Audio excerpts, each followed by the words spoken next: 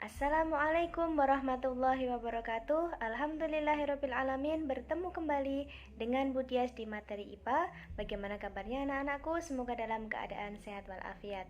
Sebelum memulai pelajaran, mari kita awali dengan baca ta'awudz dan basmalah bersama-sama.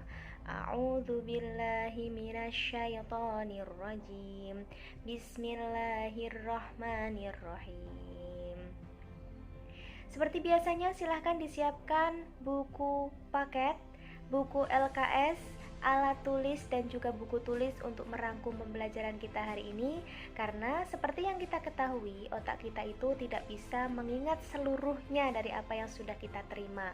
Maka dari itu, salah satu cara mengingat pelajaran supaya nanti kalau lupa bisa diingat kembali dengan menulis. Oke? Nah, silahkan dibuka buku paketnya halaman 8 dan juga buku LKS-nya tentang pengukuran karena hari ini kita akan membahasnya. Mari kita belajar bersama. Baik anak-anakku, hari ini kita masih membahas tipe pertama yaitu objek IPA dan pengamatannya submateri pengukuran. Bisa kalian lihat, di sini ada 3 gambar, ada anak merentangkan tangannya atau ukuran DEPA, ada orang sedang mengukur menggunakan jari atau ukuran jengkal, dan juga menggunakan ukuran kaki atau langkah kaki. Pertanyaannya, pernahkah kamu mengukur menggunakan cara di atas? Salah satu saja, pasti pernah, ya kan? Nah, Bu Dias yakin pernah, walaupun itu disengaja maupun tidak disengaja. Pertanyaan selanjutnya, untuk mengukur apa ya? Apakah mengukur massa, mengukur berat, apakah mengukur waktu, atau mengukur panjang? Betul sekali, tentu untuk mengukur panjang. Sekarang kita persempit lagi dari 3 contoh ini. Ada dua orang tepatnya sedang merentangkan tangannya atau ukuran DEPA. Ternyata 2 orang ini memiliki ukuran yang berbeda. Karena dari itu, dari 3 contoh yang tadi, itu menunjukkan bahwa itu merupakan pengukuran yang tidak direkomendasikan. Karena apa? Karena ukuran DEPA masing-masing individu itu tidak sama. Ukuran jengkal tangan dan langkah kaki masing-masing individu itu tidak sama. Sekarang kita bandingkan dengan ini.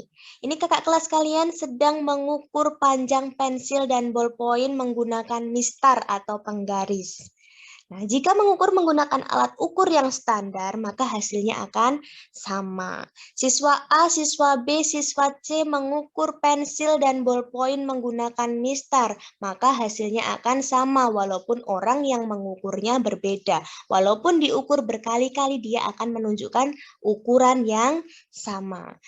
Asalkan cara mengukurnya itu teliti dan juga benar. Cara mengukur yang teliti dan benar bagaimana? Nah, salah satunya yaitu dengan melihat skala pada posisi yang benar. Posisi yang benar adalah tegak lurus. Tegak lurus, bukan dari samping kanan atau samping kiri. Ya, itu adalah salah satu cara mengukur dengan benar. Lanjut, kalau kita membahas tentang mengukur panjang, mengukur lebar, mengukur massa, dan lain sebagainya, pasti ada satuan di belakangnya. Contohnya tadi, panjang. Panjangnya 11 cm.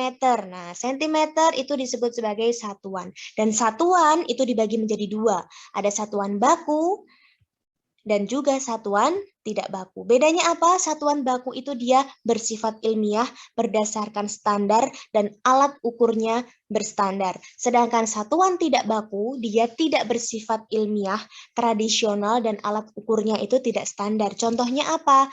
Nah, yang berstandar contohnya memakai penggaris atau mistar, memakai neraca atau timbangan. Kemudian, kalau yang bersifat tradisional apa? Contohnya ukuran DEPA rentangan tangan, ukuran jengkal dengan jari, dan juga ukuran langkah kaki dengan kaki. Ini adalah satuan tidak baku karena dia sifatnya tidak standar dan masing-masing orang bisa menghasilkan pengukuran yang berbeda. Nah, sekarang kita masuk ke pengukuran. Apa sih yang dimaksud dengan pengukuran? Silahkan bisa sambil dilihat bukunya. Apa sih pengukuran itu? Nah, pengukuran adalah kegiatan membandingkan benda yang diukur dengan besaran. Bagaimana Bu maksudnya membandingkan benda yang diukur dengan besaran? Contohnya ini. Ada benda pensil diukur dengan besaran panjang. Nah, besarannya panjang. Ini adalah untuk mengukur besaran panjang. Kemudian ada kentang, dia benda yang diukur menggunakan alat neraca duduk atau orang-orang biasa timbangan duduk itu mengukur besaran massa. Ini adalah salah satu contoh pengukuran. Kemudian, apa sih besaran itu, Bu? Nah, ini adalah inti materi salah satunya di pertemuan kita hari ini, yaitu tentang besaran. Besaran adalah segala sesuatu yang dapat diukur dan dinyatakan dengan angka serta memiliki satuan. Kemudian satuan itu apa? Satuan adalah pembanding dalam pengukuran. Contohnya bagaimana, Bu? Contohnya ada besaran panjang, massa, dan juga waktu. Ini adalah contoh besaran. Dia dapat diukur. Dinyatakannya dalam bentuk angka. Kemudian satuannya apa? Nah, satuan internasionalnya panjang cm, massa kilogram, dan waktu adalah sekon atau detik. Ini adalah contoh besaran dan juga satuan. Besaran sendiri itu dibagi menjadi dua, ada besaran pokok dan ada besaran turunan.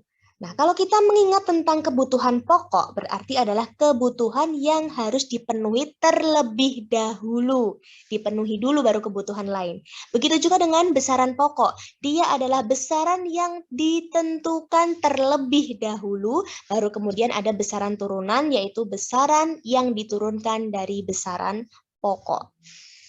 Selain ini, dibagi menjadi dua ini, besaran juga dibagi berdasarkan ada tidak arahnya, itu adalah ada besaran skalar dan juga besaran vektor.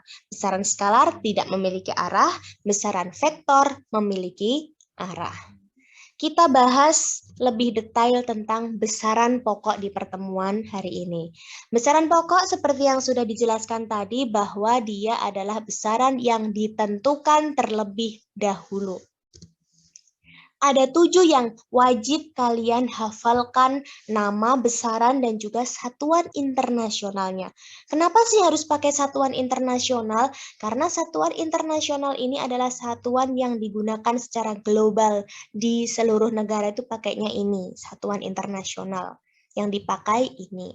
Panjang sebenarnya pakai kilometer boleh, tetapi satuan internasionalnya tetap pakai meter. Nah, nama besaran juga harus dihafalkan. Ada panjang, satuannya meter, lambangnya M, satuan internasionalnya ya. Kemudian massa, kilogram, kg. Waktu, sekon, S. Suhu, Kelvin, K besar. Kuat arus, ampere, A. Intensitas cahaya, kandela, C besar, D kecil. Jumlah zat, mol, mol. Ini adalah besaran pokok yang wajib kalian ketahui dan wajib dihafal. Karena selain 7 ini berarti dia masuk ke besaran turunan. Jadi cukup ini yang kalian hafal. Kalau kalian sudah hafal ini berarti kalian tidak bingung lagi membagi antara besaran pokok dan juga besaran turunan. Karena selain 7 ini dia masuknya ke besaran turunan. Susah Bu cara menghafalnya. Oke, kita buat jembatan. Jembatan keledai supaya kita dapat menghafalnya dengan cepat dan mudah. Yaitu kita singkat menjadi Jiwa SMP. Ini adalah singkatan dari 7 besaran pokok yang harus dihafal. Maksudnya bagaimana Bu kok Jiwa SMP? Kita pelajari satu-satu. Ini tidak urut berdasarkan 1 sampai 7, tidak urut, tetapi ini adalah menjembatani untuk menghafal ke-7 besaran pokok. J. Jumlah zat. Ini centang paling bawah. Jumlah zat. Satuan internasionalnya mol. Kita lihat I. Di atasnya I. Intensitas cahaya. Satuan internasionalnya kandela. Kemudian W. Waktu. Ini ya, waktu.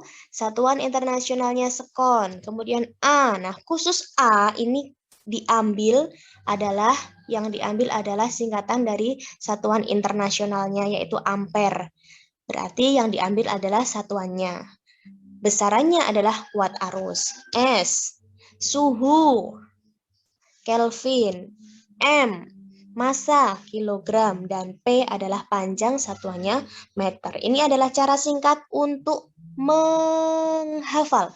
Untuk menghafal secara cepat besaran pokok. Tidak harus urut, tetapi yang penting benar. Kecuali A, ini yang ditulis bukan besarannya, tetapi satuannya. Ya, jiwa SMP. Gitu.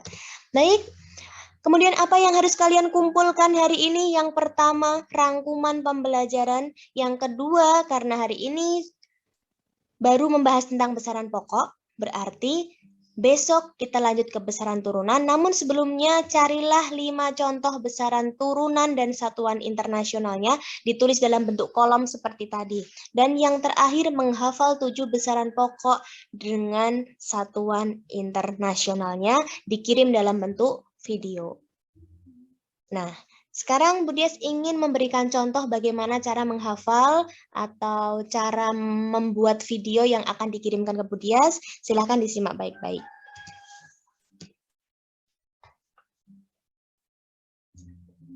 Assalamualaikum warahmatullahi wabarakatuh. Perkenalkan, nama saya Dias Rindang Windari, kelas 7 Al-Jazari akan menghafalkan 7 besaran pokok, yaitu jiwa SMP, J. jumlah zat mol, I. intensitas cahaya kandela, W.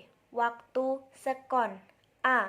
ampere, satuan dari besaran kuat arus, S. suhu Kelvin, M. massa kilogram, P. panjang meter. Terima kasih. Wassalamualaikum warahmatullahi wabarakatuh. Demikianlah anak-anakku untuk pembelajaran hari ini. Terima kasih sudah menyimak dengan baik. Silahkan dikerjakan tugasnya dengan maksimal. Sekian dari Bu Dias. Mari kita tutup dengan membaca hamdalah bersama-sama. Alhamdulillahirrabbilalamin. Wassalamualaikum warahmatullahi wabarakatuh.